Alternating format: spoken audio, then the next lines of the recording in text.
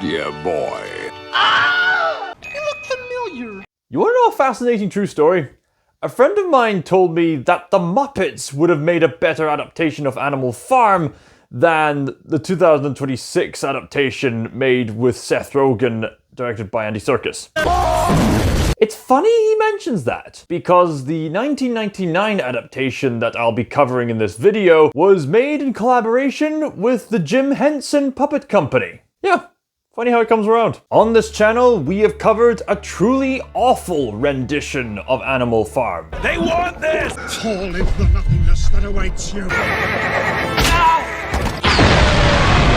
We have covered a truly brilliant, albeit altered, rendition of Animal Farm.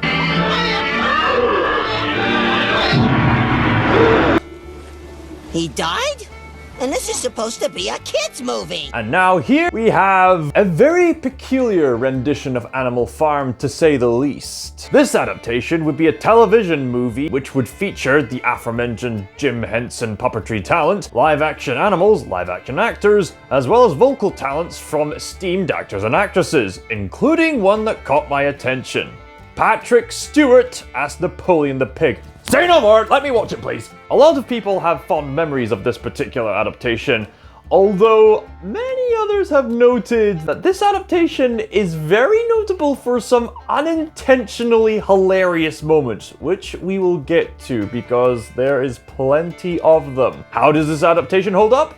Well, let's take a look at it and find out for ourselves. The movie opens with several animals coming out of hiding after the events of Animal Farm. Way to give it away! Napoleon's rule was so corrupt, it caused the farm to collapse eventually. And what animals went into hiding from Napoleon's spies have finally emerged to reclaim their home, much like the Dwarves of Moria. Man, I need to get back to playing that game. Now, for those of you who are familiar with the book, you can already tell that this adaptation is somewhat differing from the source material, because the source material deliberately left the ending on an ominously ambiguous note. Here, this adaptation is obviously leaning more for a theme of ruination and the mourning of what happened as a result. I must say, the presentation is cinematically strong here. You got some great choral orchestral music, great visuals to further emphasize the atmosphere, a narration from our POV character, which we'll delve into more detail later, as well as plenty of rain. Not to mention an interesting choice of transition with the thunder and lightning.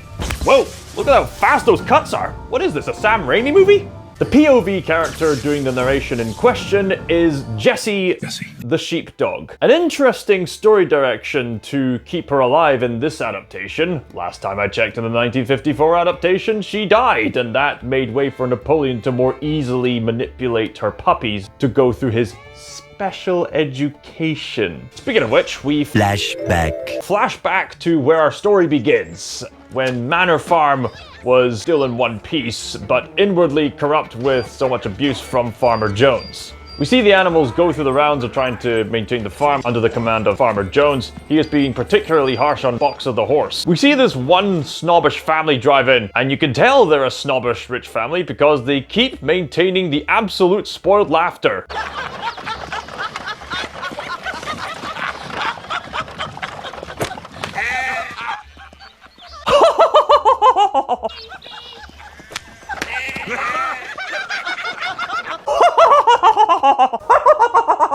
We're only playing, Ma.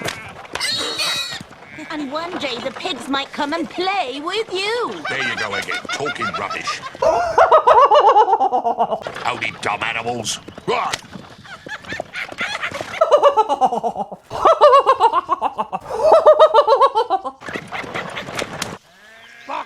One particular highlight from the 1999 adaptation is that Farmer Jones is shown in a much more sympathetic light. Throughout this film, we see him struggling to maintain the finances of his farm and acting through desperation. It doesn't justify his actions, of course. It's an interesting bit of character introspection and part of the filmmakers of this adaptation. Kind of a shame that his character doesn't really go anywhere after the windmill gets blown up, but hey, the extra characterization here fleshes out what happens in between the story bits with the animals, so it's much appreciated actually. As Farmer Jones is accommodating his guests, Old Major the pig rallies the other characters into the barn that night to talk about his dream of revolution. It's here where it becomes rather prominent that this film is using a mixture of puppetry and live-action animals to depict their story.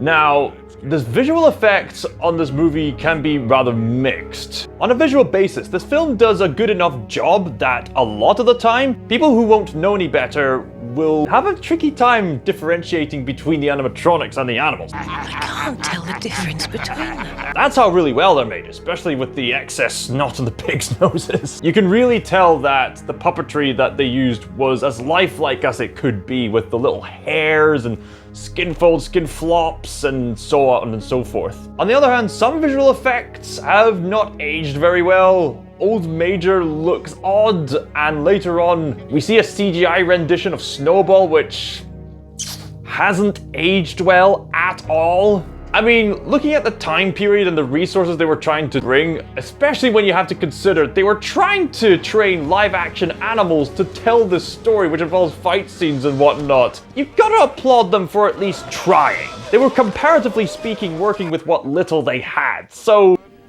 Throw me a frickin' bone here! But even with that said, yeah, that CGI Snowball has not aged very well. So after Old Major pronounces his dream to the animals, he tells them to remember certain rules to maintain the farm once they take it over, and to remember a specific song to commemorate this revolution. Now, in the 1954 adaptation, it was mainly the animals just singing their respective noises, with some sinister undertones. This adaptation leans more to a bit more of a whimsical musical kind of vibe. Soon or late the day will be when man's defeated and we are free. But still primarily keeping the revolutionary tone with some eerie undertones, albeit a bit more on the whimsy side this time. Whilst all that's going on, Mr. Jones is having a tricky time with his guests, especially with this one flirtatious woman who obviously is not his wife. We'll have to stay over, Mr. J. Mr. J doesn't want you following us just yet.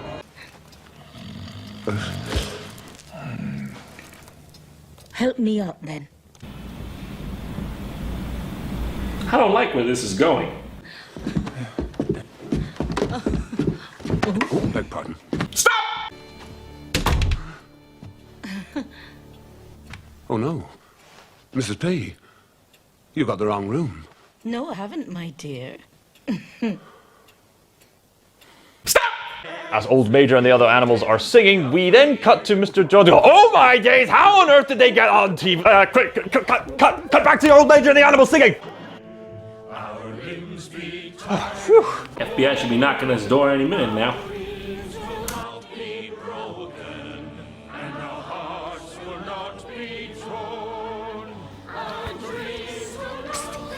So obviously, Mr. Jones gets rather annoyed by all the animals singing, so he gets outside with his shotgun to shut the animals up. In this adaptation, however, Mr. Jones slips on the mud as he's trying to do so, and unintentionally shoots Old Major as all the animals flee, which leads to one of the most unintentionally hilarious death scenes I have ever witnessed. So Old Major gets shot, right? And he's on a high platform. Look what he does next! Old Major had been hit.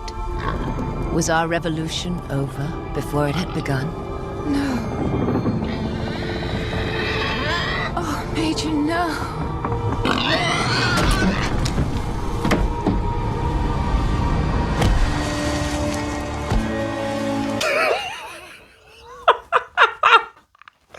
Really? Wait, you're trying to convince me that this old pig got shot, yet he still had enough energy in him to do a backflip? It's as if he was going, "No, I will not die like this. I'll go out in style." Okay, let me break down why this specific scene is so ridiculous. So, Old Major gets shot, right? You think with a shotgun blast, he would immediately be going, "Oh!" If we immediately transition from him getting shot to him falling out the window. That would be rather shocking for us to go, oh wow, that was so much ferocity from the shotgun shell to blast him backwards, causing him to fall. That would be more understandable. But in this scene, he stays where he is after being shot. So, okay, so maybe he's going to faint before passing away and he's kind of staggering a wee bit. But he's an old pig, an old four-legged pig on a high platform. You'd think he would be going, oh, and then slump. You'd think he would get shot, oh, stagger, and then fall forward or sideways or whatnot, being a pig. But here in this adaptation, it seems to be implied that he stood right where he was and then literally just yeeted himself backwards to do a backflip. And then he fell on his face. Oh my days. There are many unintentionally hilarious moments in this movie, but this has to be number one of unintentionally hilarious. So after the aforementioned unintended hilarity, the animals get motivated to fight. No rewards after death. There is only the here and now. That swine said it like a typical commie. After Farmer Jones starves them after getting drunk, just like in the source material, the animals manage to fight back against Farmer Jones and claim the farm as their own. Come on, get inside. Move it. Oh, move it, move it. Victory is ours!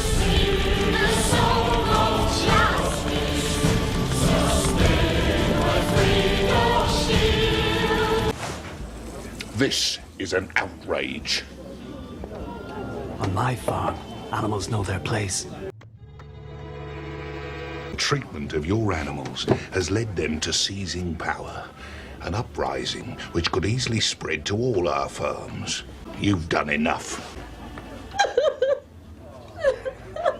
Shut up. Oh no! He's gonna kill us! Do something, Miss P. Did he just say, do something in desperation when he could easily just scare away the bird like this? Shoot! Also, why is everyone so hysterical? Have they been watching too much of Alfred Hitchcock's The Birds? Or Birdemic? Come here! Come and look! See, I have a glorious surprise! Well, what does it say? That is the farm's name. And as the farm now belongs to us, what words have I painted? Us farm? Animal farm. Animal farm. If you can write, you must be able to read. Yes, we pigs have taught ourselves to read and write. Oh, What is it? I think it's my time. Our POV narrator character, Jessie, the female sheepdog, Yes, I know. gives birth to puppies. Are you sure you're okay? Boxer, go with the others. I'll be fine. Later.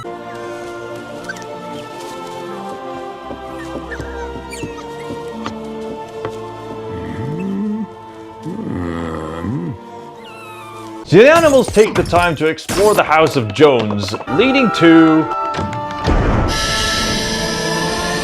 Whoa! Okay! Just a heads up in advance with the tone of this movie. Yes, Old Major's head is brutally used as a leitmotif throughout the movie. We get to see Farmer Jones brutally cut up Old Major's body for meat, and then we see Old Major's head be used in that particular fashion. Then Napoleon later uses his skull rather crudely on top of a pole to commemorate his death, and then have the hubris to prop himself up. Only criminals would fear Old Major's presence. Later still. Only for later on, after Napoleon dies, his own corpse is laden in the mud and filth. His own hubris led to his own demise. One particularly fascinating aspect of this particular adaptation is the implementation of the television. What's that? It's a box where humans watch humans. The animals get easily distracted by the television. Many humans too get distracted by televisions. I know I was. And Napoleon rather cunningly decides to use his television as a form of propaganda later on in the movie. Though, come to think of it, in order to film the propaganda later on in the movie, does that mean Farmer Jones was a filmmaker in his spare time, given how the pigs were able to access filming equipment and radio sets? As a power struggle happens between Snowball and Napoleon, all the other animals do their duty to maintain the farm. A very awkwardly CGI rendered Snowball writes the rules for Animal Farm. We must work quickly. Tell Pincher to meet me in the harness room. This might be a problem. All animals are equal. Seconds later. It is our duty. Animals, we have work to do. We have work to do. You know, I must say, the vocal talent is really good here. 25 bales of hay today. We need more effort. I especially like the voice actor for Boxer in this adaptation. If you're sure, we must bury them all. What's he doing up there? I must use all my strength. I can work harder. If I had a personal headcanon for how Boxer would speak, it would probably be this 1999 adaptation of Animal Farm. He seems sturdy, experienced in the country, and loyal to a fault, and willing to do what's right. Now, as mentioned before, rather interesting choice to keep Jessie, the mother sheepdog, alive as Napoleon takes her puppies for the special education. From what I can see, this doesn't necessarily negate this specific story, because with this specific rendition, Napoleon manipulates Jessie into thinking that the puppies will die without his guidance. It's a lie. I first started to suspect that all was not right when my puppies were taken. And so she naively gives them over to Napoleon for him to turn them into his personal guard. The reason why this specific plot beat doesn't necessarily negate this specific adaptation is, again, it delves into more of an interesting character introspection on part of the filmmakers. It does still tell the same story, but with a bit of a differentiation for some interesting character introspection and exploration. So in this case, Jessie, the mother of the puppies, is alive to eventually witness her puppies become Napoleon's personal guards, and we see from her perspective her struggle to control her own children and this grievance of the loss of feminine nurture for those puppies. If I were to compare this kind of storytelling technique to video game culture, it would be like comparing Sonic Adventure 2 Battle with Sonic the Hedgehog 3 the movie. They both tell the same story, but Sonic the Hedgehog 3 takes a bit of creative leeway to spare one character's life for a wee bit, to have some creative introspection into the characters. When adaptations are done right, they can explore the same story beats and approach them from different angles for different kinds of revelations to explore. And if I were to compare all this storytelling technique to multimedia, I could also compare this to how Apocalypse Now and Spec Ops: The Line adapted Heart of Darkness. If you know, you know. We cut to the humans as Farmer Jones is trying to reclaim his farm back and really struggling with his finances. Again, interesting sympathetic look into Farmer Jones. He's interacting with these other humans, and then he comes across Farmer Hitler? This is what happens when a weak man is allowed to run a farm. On my farm, there are no weak men. Is this freak training his own Farmer Hitler youth?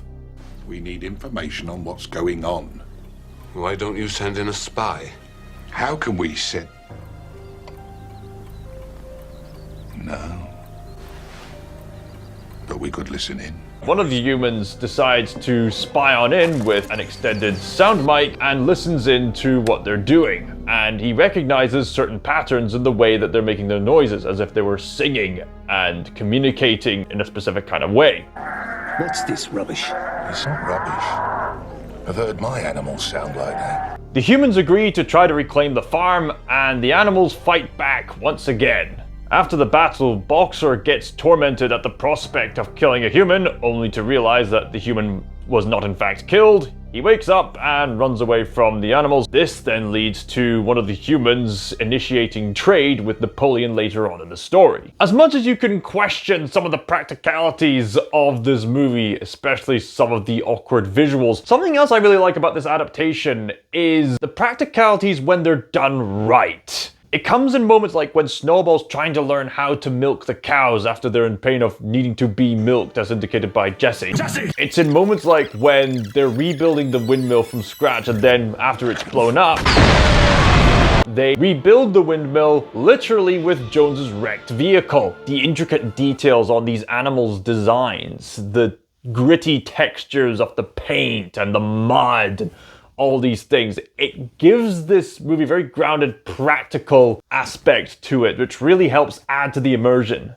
Ah yes, speaking of the windmill, Snowball proposes a plan to build a windmill to ease the labors on the farm.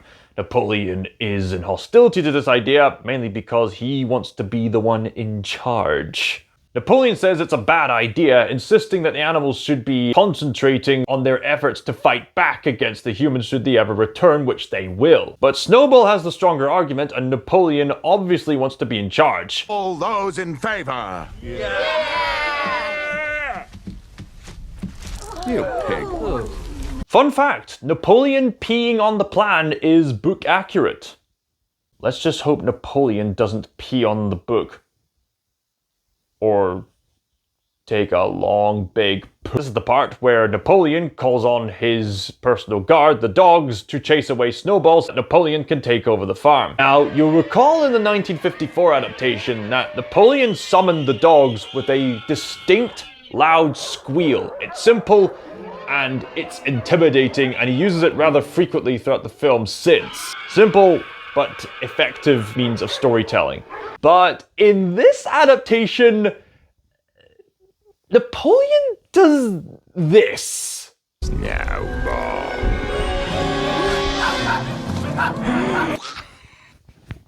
What kind of signal to attack was that? He just said Snowball's name comparatively quietly, and then the dogs appear to chase Snowball away? How are the dogs supposed to hear that cue? I mean, I know the dogs can hear very quiet whistles because only they can hear it, but this is clearly a scene where other animals are in the midst of a conversation, and the tone of Napoleon's voice seems to indicate kind of a one-on-one between him and Snowball. The point being is that there are certain noises that dogs will and will not hear, depending on the proximity and the kind of noises being made. How are they supposed to hear Napoleon quietly saying, Snowball? I suppose if you were to defend this scene, the most logical thing you could say was that he already organized the dogs to attack Snowball way in advance, and he told them to wait for a certain time limit before attacking. Or maybe the cue is from the smell of the urine, I don't know. But that seems to be a bit of a stretch given the nature of dogs. Maybe I'm overthinking this specific scene, given how it's meant to be more symbolic than it is literal, but here's the thing. These kind of stories still have to maintain some kind of rule setting in order to sustain what Tolkien described as secondary belief. So, whatever that case may be, Snowball is chased away by the dogs and runs away from Animal Farm, never to be seen again. But I won't let you have the satisfaction of catching me. I'm escaping to the one place that hasn't been corrupted by capitalism. Space! This particular part of the film is more book accurate in the fact that Snowball leaves to an unknown fate, whether he's dead or alive. Either way, Napoleon now has leeway to lie about Snowball's loyalty to the farm and take position as leader of Animal Farm, whether the animals like it or not. From there, Napoleon and the other pigs set up all these other double standards to maintain their power through manipulation and fear. This isn't right. They're behaving like men. The monocle? Really? You just had to show off how cartoonishly evil and spoiled you are. These pigs sure love not being subtle for the audience, don't they? Poppy, stop her! Stop it, I'm your mother, now stop it! Stop it! Poppy, off to bed with you. This is what I mean by having it be an interesting storytelling choice to spare Jessie's life for this adaptation. We see her utter despair in not being able to control her indoctrinated children. It's really tragic and makes her POV narration that much more powerful. Things were changing fast, and at night we heard strange noises as Squealer altered the commandments. With sheets.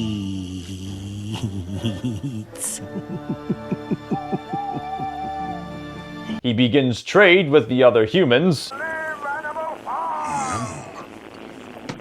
If they can talk, they can trade. And constantly disrespecting the old major that came before him. This then leads to some fairly peculiar interactions between Napoleon and the human willing to do trade with him. Well, that's a tidy load of hay, Mr. Napoleon. Yeah, boy. Yeah, boy. Now, you'd think with a role given to Patrick Stewart that this role would have a lot of grandiosity and Shakespearean seriousness on par with the 1954 adaptation. I mean, you do get that sense of authority that Patrick Stewart brings to him, but whether you like it or not, this adaptation of Animal Farm has Napoleon act pretty goofy throughout the film. I propose that the farmhouse isn't used, but is preserved as a museum. All those in favor?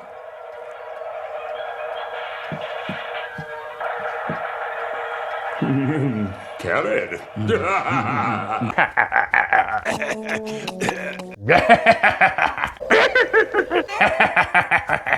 Absolutely, dear boy. Exactly, dear boy.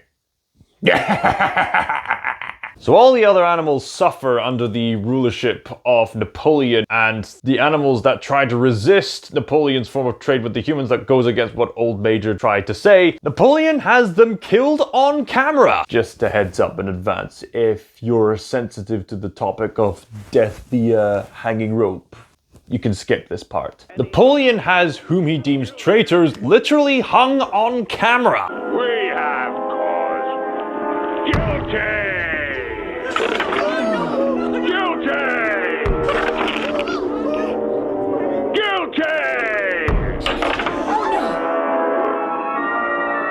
Grim stuff, yeah. Much like the 1954 adaptation, this movie doesn't hold back on the dark elements. Then comes the part of the story where Boxer overworks himself and ends up getting injured at work. The other animals get Boxer back to the farm for recovery, and Napoleon and the other pigs call somebody to take Boxer away. And Jessie and some of the other animals are assured that Boxer is going to be well taken care of and will enjoy his retirement. It's time to go. I'm very weak. Listen, Boxer. You're going to be fine. You're going to the hospital and they'll make you better. Oh boy. Oh boy. This guy. No. What's going on? The words on the van. S-E-T. Horse slaughter. They're taking him to the glue factory. The pigs lied.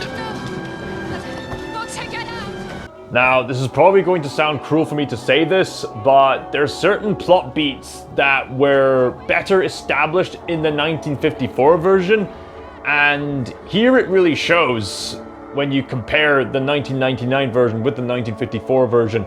You see, for some reason, the 1999 version places less of an emphasis on Benjamin the donkey, who was Boxer's closest friend. Benjamin even became more of a POV character in the second half of the 1954 adaptation of Animal Farm. But here, that role has been given to Jessie the sheepdog. Yeah, Jessie does form a bond of friendship with Boxer in this adaptation, don't get me wrong. But not only was there missed opportunity to further flesh out Benjamin the donkey in this adaptation, and I'm going to sound really cruel when I say this, but the 1954 version had a better overall delivery with showcasing the shocking demise of Boxer the horse.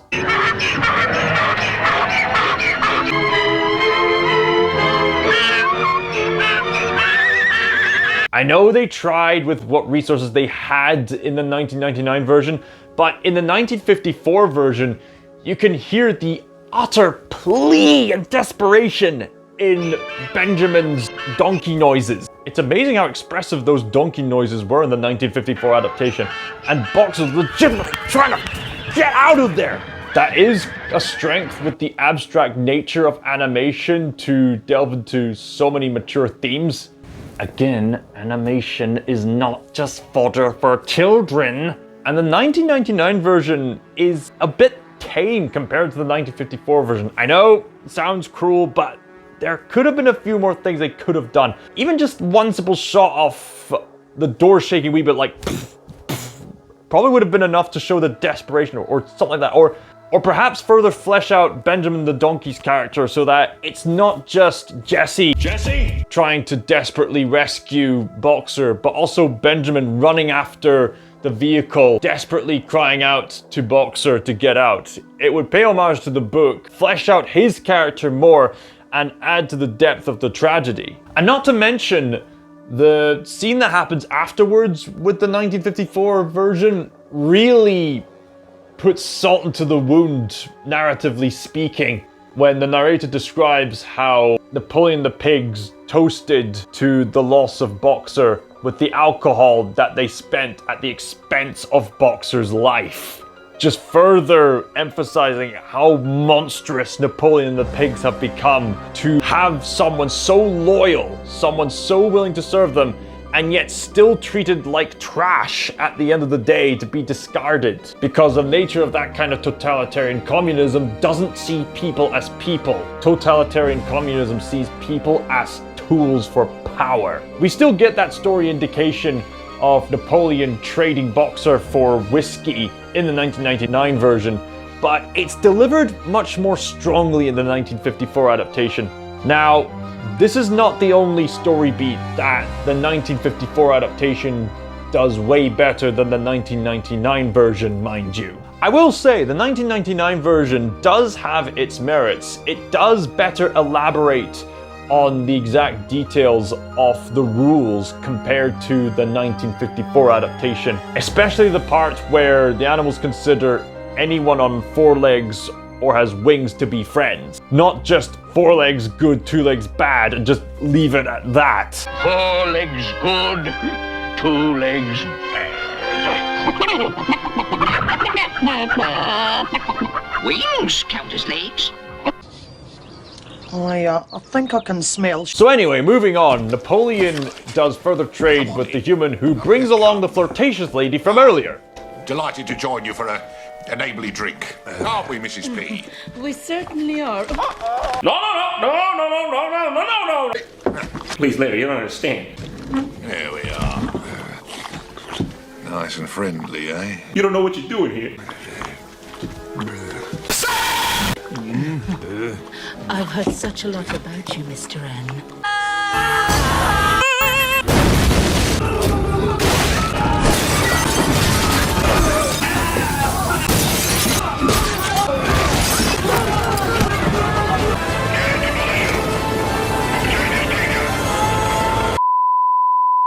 This is when we get the scene, that classic, infamous scene from the source material where the characters can't tell the difference between the pigs and the humans. The way it's depicted here is rather clever. Jessie the sheepdog sees the whole conversation through the perspective of distorted old glass. So from her perspective, the distortion of the glass makes Napoleon look more like a human as he's laughing, and the human more like a pig as he's laughing, which naturally leads to her line, I can't tell the difference between them.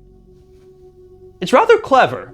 Then, of course, we get to that other infamous part of the book where the last rule is rewritten on the rule board. Read it to me. All animals are equal, but some animals are more equal than others. More equal than others? You keep using the word. I don't think it means what you think it means. Come on. We should leave while we still can. Noticing the utter extent of the double standards and corruption of the pigs, Jessie then decides it's best for herself, her friends, and any other animals they can gather to leave the farm while they can. We then transition to propaganda for Napoleon as he takes total control of the farm, as he's now seen standing on 2 legs, in human clothes, further depicting his dominance as a totalitarian communist dictator. And the overall scene is so simultaneously goofy and eerie at the same time. It's goofy in the sense that it's all these animals singing and there's kind of a sort of a whimsy vibe to it, but it's eerie in the subject matter and the theme of corruption, which is especially emphasized when all the animals together chant 4 legs good, 2 legs better.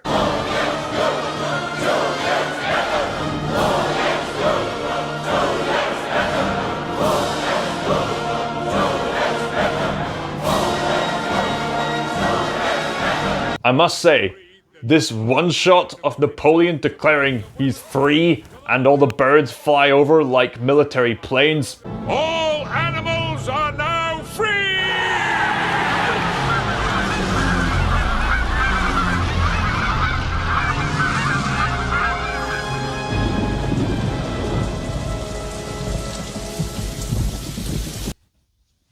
That's a rather cool bit of cinematography right there. End of flashback. So then, after that, we then transition to where this film started off in a non-linear format, with the ruins of Animal Farm and Jessie and the other animals returning home. Now, something that's simultaneously understandable yet odd at the same time is the fact that Animal Farm has collapsed and that the film expects us to think that somehow it did collapse. What I mean by that is that the film doesn't really tell us how it collapsed. It just expects us to believe somehow it did.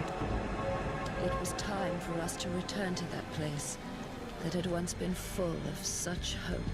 Now, this can have its own benefit, but also its own downside. The benefit of this is that audiences can fill in their own interpretation as to how this farm eventually crumbled, which further adds to the idea, the implication that the rule of Napoleon, and in turn other totalitarian communists, was so rotten from the foundation that it eventually eats itself alive, because goodness will always exist, but evil requires good in order to exist, like a cancerous leech. Evil cannot survive on its own.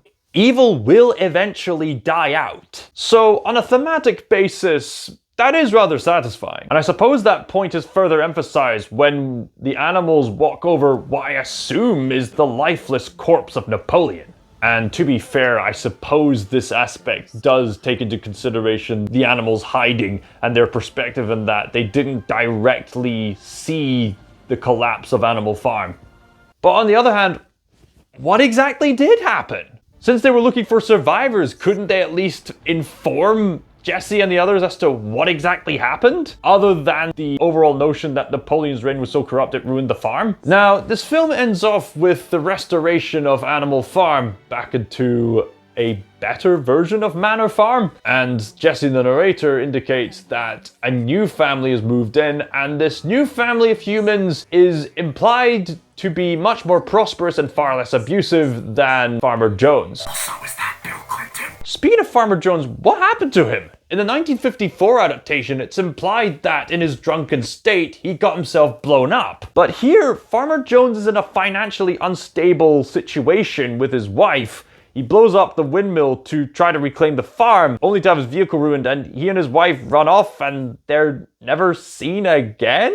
Bit of a baffling decision, especially given how this adaptation did go to extensive lengths to show Farmer Jones in a more understandably sympathetic light. So anyway, this movie adaptation ends with the new family coming in to take better care of the farm, and that the animals can now live in peace, having triumphed over the trials and tribulations that they went through. On a deeply philosophical basis, yeah, something about suffering does improve our character. So yeah, I'll give the movie credit for acknowledging that much. Which brings us to the end of the 1999 adaptation of Animal Farm. So, what do I make of the movie overall? It is darker than the 1954 adaptation, but it's also much goofier than the 1954 adaptation. The aforementioned goofiness can lead to some rather funny moments, especially the unintentionally funny moments. Yeah, boy. Which can certainly elevate your sense of entertainment with this movie. Now, whilst there were very few plot beats that were better told compared to the 1954 version, the 1954 version is still the stronger adaptation because the 1954 version had better pacing, better characterization, stronger depiction of specific plot beats, as well as more well-rounded characterization overall. But that's not to say the 1999 version isn't without merits. The effort into the sense of practicality with this film, even if it doesn't always work, is admirable. The extension of Jessie the Sheepdog's characterization is clearly an embellishment of the source material,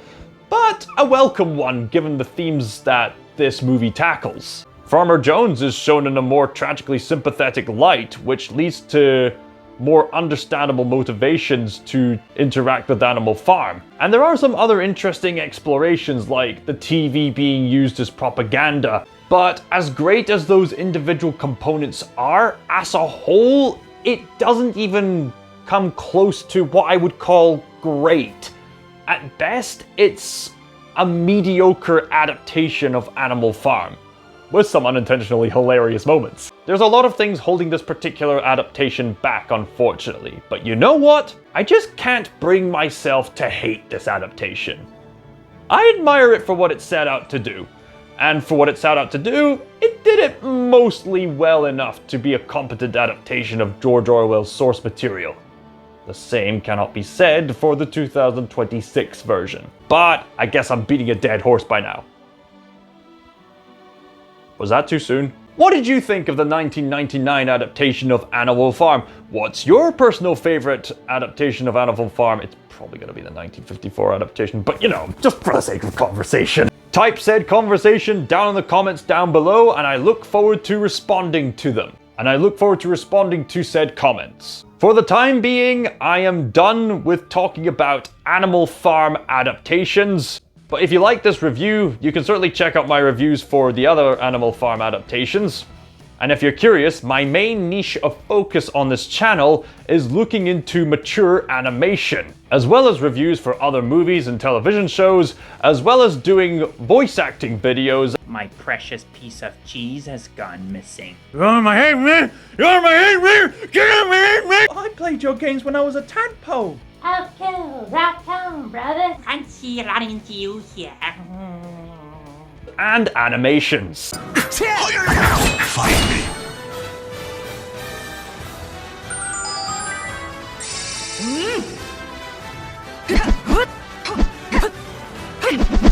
If that's got your interest, please like and subscribe and share this channel with friends and family who you think would be interested. You can also find me on Instagram and Letterboxd. Also, if you're willing to support it, me and a friend of mine are working on an awesome science fiction project. Thank you all so much for watching, and until next time, ScotsThinker signing out.